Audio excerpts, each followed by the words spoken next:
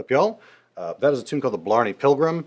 It's one that I guess I learned a long time ago, and it just for some reason never really came up at the sessions that I play. But it came up recently at one just a couple days ago, and I thought that's actually a really nice tune, and it was nice to take a run at it and break it down. So let's get to that.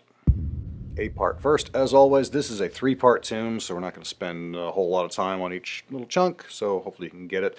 Nice thing about it is fairly repetitive. So you can get one section, you can copy and paste, hopefully. So here's the beginning of it.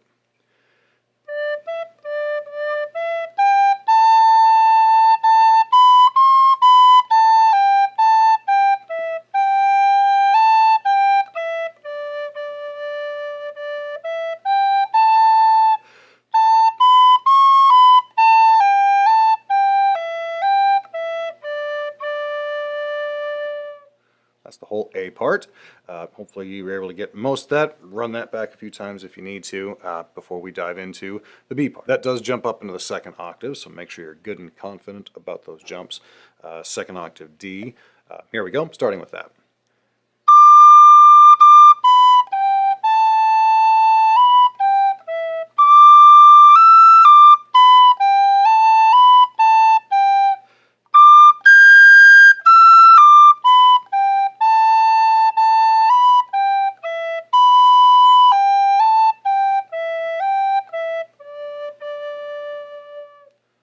Hopefully that worked for you. Again, this upper octave stuff, make sure you're getting good, clean notes on all those.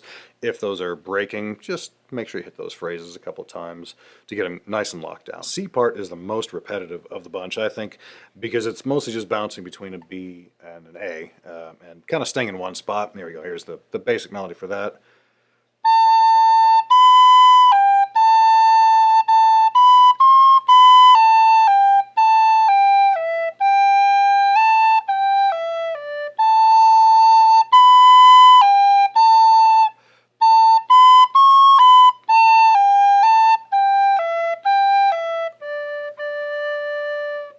So the beginning, again, bounces between the A and the B, and then the last part is really a repeat of how the A part ended. So reusing some of those sections.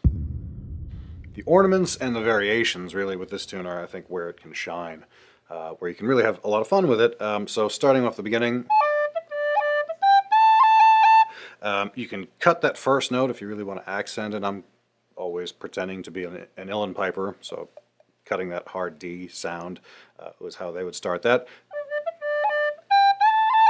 And then I'll usually roll an extra tap that A.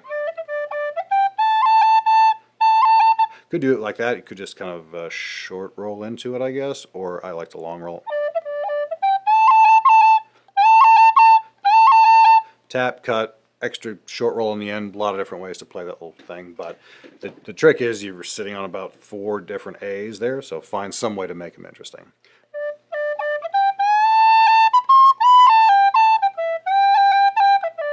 Couple of jumpy cuts there.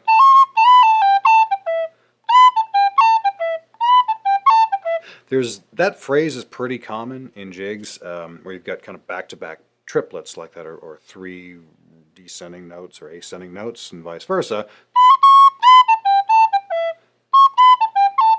So a few ways you can do that. A slide is a nice way. Or cuts, either way. So I like to mix them up and use one for the first one, one for the second one. Feel free to switch that up as you see fit. And then a good long roll on that G. Good tap again, and then a double tap going from the G to the E.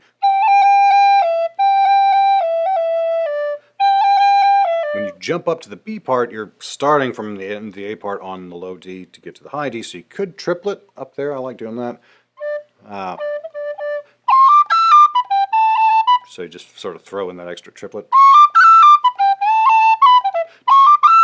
And then as I go from the D to the E, I'll almost always do that sort of flourishing cut thing. Double cut, I guess we'd call them, using these 2 fingers. And then a slide into a long roll on the A. and then sliding out of that. A lot of slides in this part because it's kind of falling down the scale. I like using those. I just think it sort of adds to the effect of that falling down the scale bit. Just cut back. I could do a triplet back up to the D, or you could do a crown. If I do a cran, I tend to pair that with that earthquake ornament. As I go from B to A, it just sort of reflects the punchiness that you get out of that cran. And then triplet back up to the D, but then really we're going beyond that up to the high G. And I'll always slide into that because, again, just has that same sort of effect that I used before, where it accents that highest note in that phrase. Not much there except that same roll that I did on the A earlier. Now I will slide into a roll. I'll do that a lot, combining multiple ornaments like that. Sometimes it really drags out the roll effect, I think.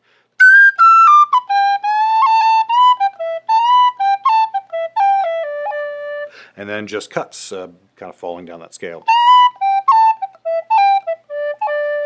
Hitting that highest note each time. C part, with that repetition between the A and the B, a couple of ways to play that. One, you could really accent it.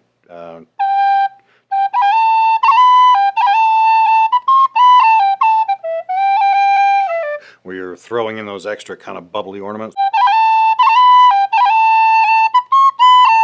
And then that earthquake ornament to finish. Or sliding and then dragging into that little extra tap thing that I did, I think, the second time through. Could do it both times, that extra drag there too. Or punching it up using the low D, adding in extra notes that aren't really there. So try it a few different ways is the gist of that bit. That sort of roll down phrase is kind of the same as in the other part.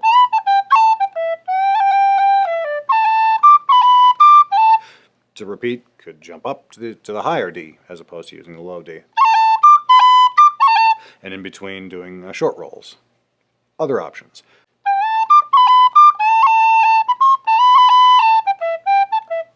And that same ending phrase we've reused a few times, a different way to play it there, doing a long roll on the B.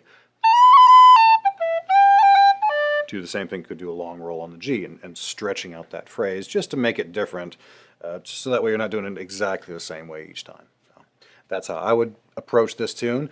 Let me know what y'all think of this one. You may already play it, and maybe I've given you some other ideas. Maybe not. Maybe you hate all these ideas. That's fine too. Let me know. I will see you guys in the next one. Cheers.